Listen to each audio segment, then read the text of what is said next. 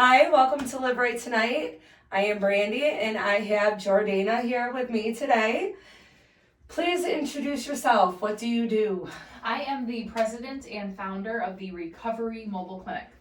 Okay, can you tell us a little bit more about your mobile clinic? So the Recovery Mobile Clinic was founded to try to increase accessibility for healthcare access, but also in that line, addiction medicine. So MAT, medicated assisted treatment, in the form of a medicine called Vivitrol, which is an injectable form of naltrexone that blocks the opiate receptors, blocking the effect of any opiates, and also blocking cravings and the effect of alcohol. So it's a very effective medicine that's given once a month that really has a proven track record for prolonged sobriety. But in addition to that, we're doing, lab draws, we do basic physicals, we do blood pressure checks, medication refills, anything really where the patients need increase in accessible medical care as we try to kind of stabilize them where they're at and then help them transition into more traditional lines of medical services.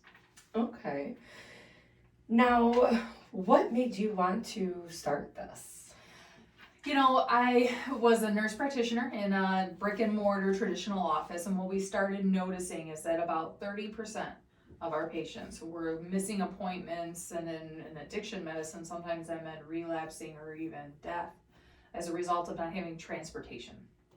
So a funny story, my husband sells RVs, so we started looking at the mobile model, right? We've got mobile vets and mobile MRIs and mobile everything, so why aren't there more mobile addiction clinics out there? And really kind of the answer to that is it's kind of nerve-wracking. People are nervous to engage in a population that has a history of addiction. There's a big stigma around addiction. And that's another part of what the Recovery Mobile Clinic is trying to break down. We saw that repeated over and over again as we were in the early days, as we were kind of starting out. So I joke that people see me as kind of the Pied Piper. Like I will bring problems with me, Right. Unfortunately, that is the general impression. It's not what happens. And what we were able to kind of do during the time of COVID is prove that didn't happen. What we were able to do is kind of tweak our main lead from addiction into COVID, preparedness and testing and all that kind of stuff, showing the cities and the community groups that we were part of. We were the solution, not the problem. We weren't the Pied Piper. We were bringing in services that they needed and ways to re-engage people and keep them in the treatment programs and keep them in the rehab centers and keep them in the counseling and the primary care docs where they needed to be. We're doing somewhat of a similar model now that the COVID crisis has gone away, where we're actually using hepatitis C, another type of communicable disease, but one that is problematic in the United States, but Michigan as well. So offering hepatitis C screenings and treatments. So again, trying to create an immediate solution that cities and community centers can see. And then of course we bring in everything else that we do right along with it. But again, kind of overstepping that Pied Piper kind of mentality. Okay. You already told us what you treat. How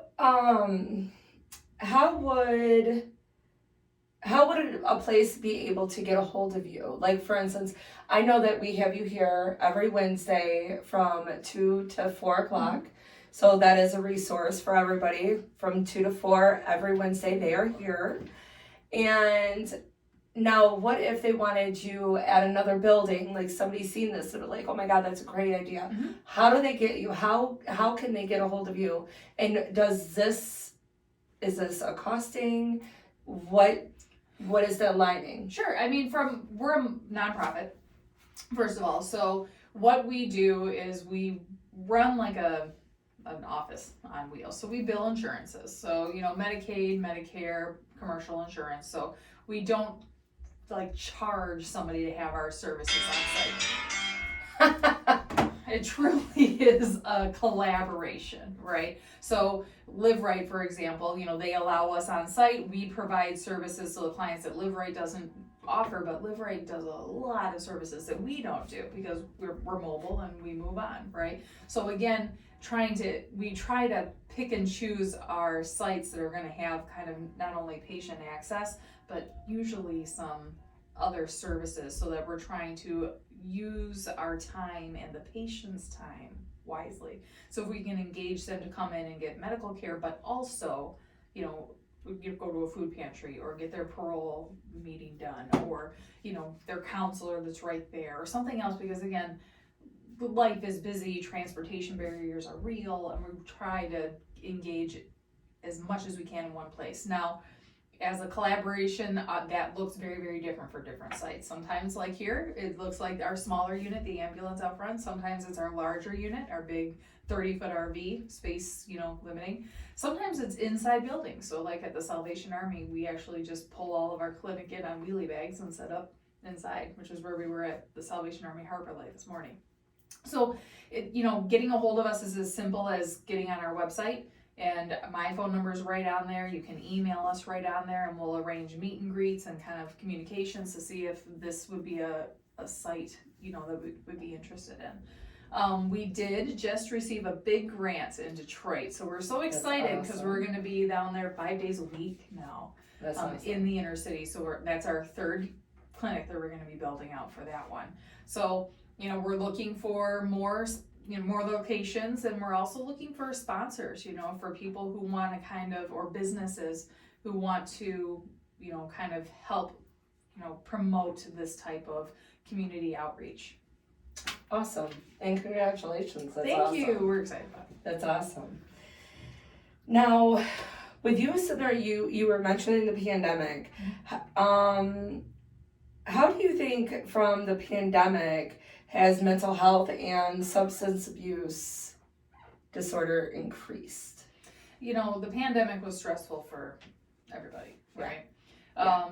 So what we ended up seeing was a kind of a flip. Up until before the pandemic, we were seeing a lot of stimulant and opiate. I would say probably around 70% stimulant and opiate and around 30% alcohol.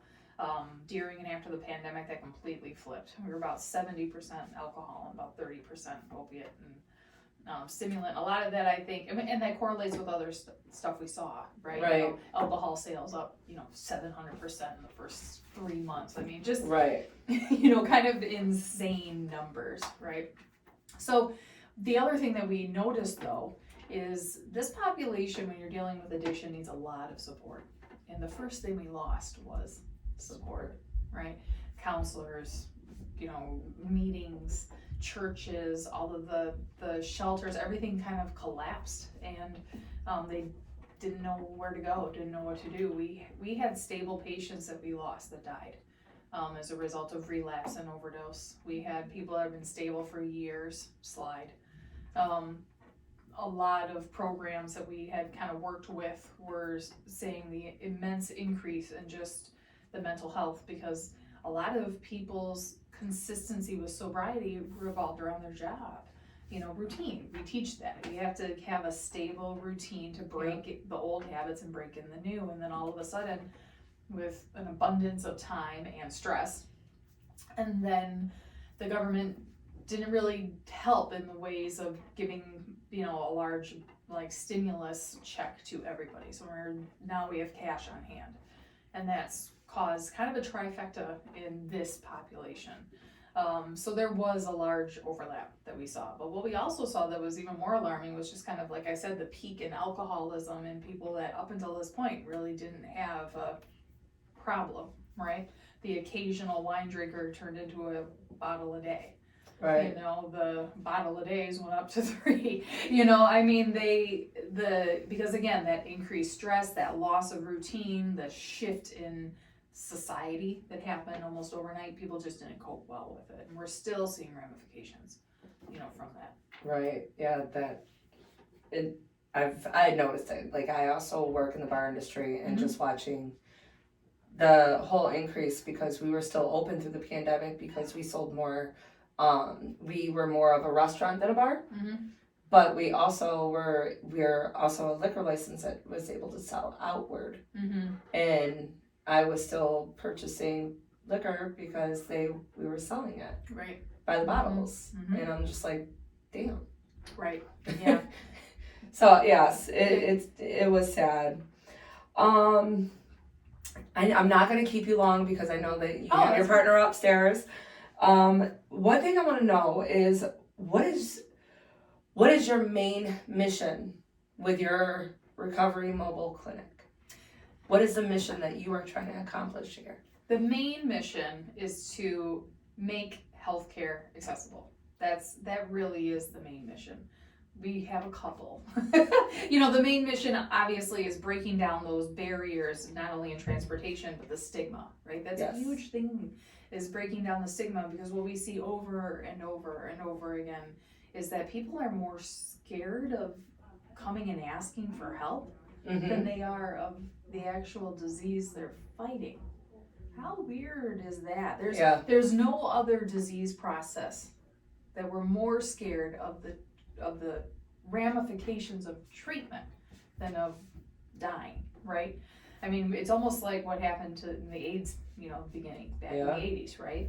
People knew they were going to die with this disease, but the social ramifications of asking for help and getting screened were so severe that they didn't do it. They died.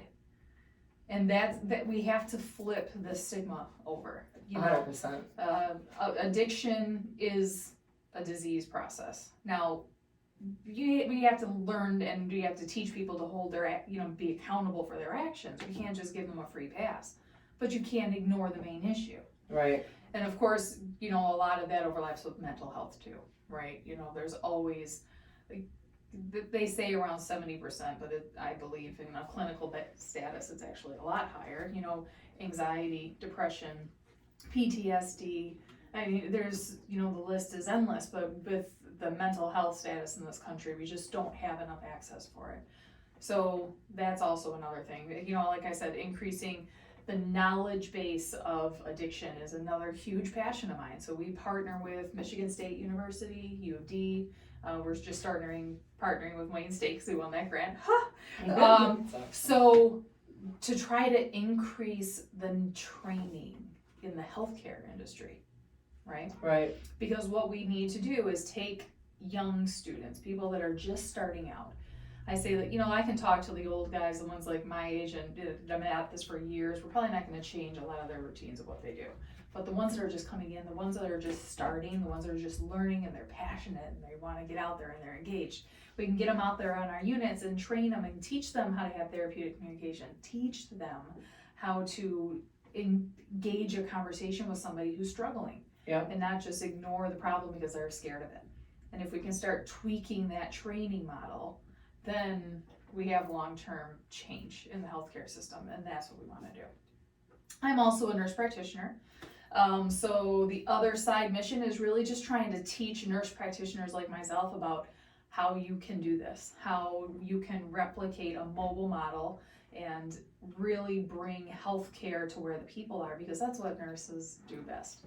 Nurses engage with people on a holistic level at where they are. And so if I can teach nurse practitioners like me to model this and get an RV and off you go, then we create a nurse practitioner army in the US fighting addiction on the local community level. And that's what I want to see. That's the big picture dream. That's awesome. And like you said, there's so many stigmas in so many different directions with mental health, with addiction, and and that's what I do here. I bring these podcasts in every week. I interview people because I want everybody to know it doesn't matter where you are. There's always help, and you're not weak to get the help. You're actually a stronger human being getting that help because it took everything in your power to get to that point, and we know that. And we're here. And I love that you're out there, you're all over. It's amazing, and I appreciate you here, with us helping, our community. We are in Roseville on Gratiot, and I truly love what you guys do. It's amazing, and I love that you're just out there trying to break the stigma, let people know. And the way, like when you talk to, all these individuals, you're not putting them in a category. You talk to them like you just talked to me, but at the same time, why shouldn't you? Why shouldn't you? And people are just like, oh, really? You like, they're human. We're all human. We all make mistakes. Nobody is perfect. And there that stood was a stigma of you telling me, well, why would you try? Why wouldn't you? Why wouldn't you? Do you drink? No, drink once in a blue not you. I'm just stating but I for don't. what I was asked. Yeah, I was like, well, do you drink? Like, should I talk to you different? Of course. The answer is yes, right? And that's, I think, is kind of what we need to kind of break down, is that addiction is actually a very normal human behavior. Yeah. Now, people have addictions to different things. Right. Mine happens to be coffee, but I will tell you over and about it's probably an unhealthy habit, right? Right. One of my good friends who struggles with alcoholism herself has switched to sheep and chickens. She said, I have an addictive behavior. This is what I do now. I'm like, well, it's healthier. Sheep and chickens. You got sheep and chickens. You'll always be warm. So, understanding that, the tendency for, addiction, I guess, as you kind of put it, you have to realize that you have to normalize it. Now, you have to hold people accountable for behaviors that feed into it. And that's part of this process, too. Is teaching people how to kind of make amends for behaviors that happen, how to recognize when you're crossing the line, how to learn, all of this. This is all part of letting them know that you have to change your surroundings as well. Right. You can't sit there and try to do everything and still maintain the same situations that you were just in and around the same surroundings that keep bringing you down. You got to change all of it. Correct. Got to get rid of all of it. Yep. And I tell people all the time, you have to look at your surroundings and make sure that you're putting yourself in an optimal situation. That's all that any doctor, or nurse practitioner, any healthcare person can really do for you. Yeah. Is try to help you optimize your situation. After that, it really is up to you. The patient has to put in the effort. You have to heal yourself. 100%. And that goes for whatever disease process it is. All of it. We can optimize the ability to heal. That's what the medical team is supposed to do. But ultimately, it comes up to you. Right. So that's that kind of learning stuff that we pull into it. But yeah, from the stigma aspect, talking to people like people. Right. Teaching people what is normal human behavior and where the addiction comes in, and sometimes recognizing which one you're dealing with. Because they can overlap, Right. And so sometimes you have to normalize, not only for yourself as a provider, because you're talking to people that have real problems that are causing them lifestyle collapse, but recognize you have to see yourself a little bit in them too. You have to recognize the person that's there that's struggling, and that's what you have to hone in on. And sometimes when you do that, when you're able to do that and see the person through all the mess, that's where you can find out where we need to start. Right. The alcoholism, the opiate addiction, the cocaine addiction, whatever it is very often not the problem. And that's what people have to understand. Right. The addiction is a symptom, usually. Mental health is usually the actual issue. And then they use that to hide and avoid.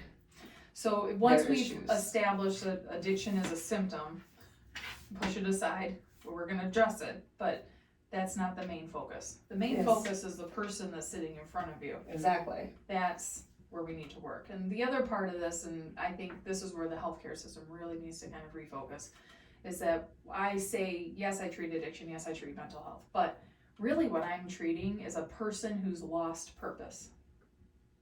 They've lost themselves. They don't think they're worth fighting for anymore. Right. And that is the most heartbreaking thing about this. But when you can kind of understand what you're dealing with, then you can kind of try to help bring them up and bring them back.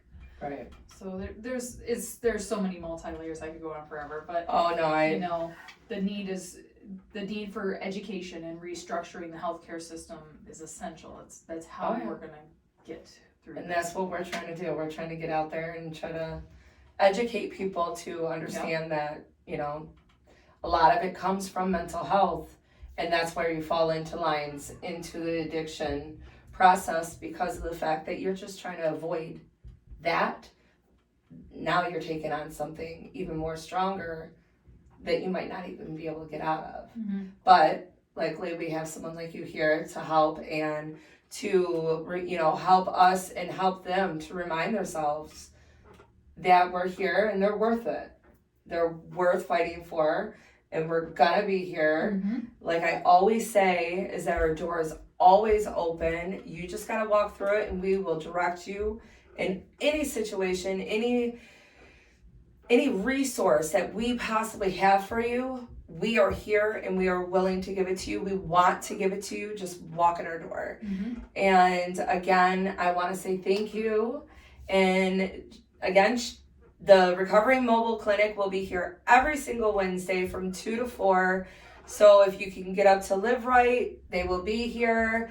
If I can get more information, I can, you know, even on your website, Yep. I will have a link to it on this, so you can look on there, and we will make sure that you have full access to the mobile clinic. Again, thank you so much. Thank you again for having me, and it was a pleasure. It was good. All right, well, to everybody else, thank you for watching, and have a blessed day.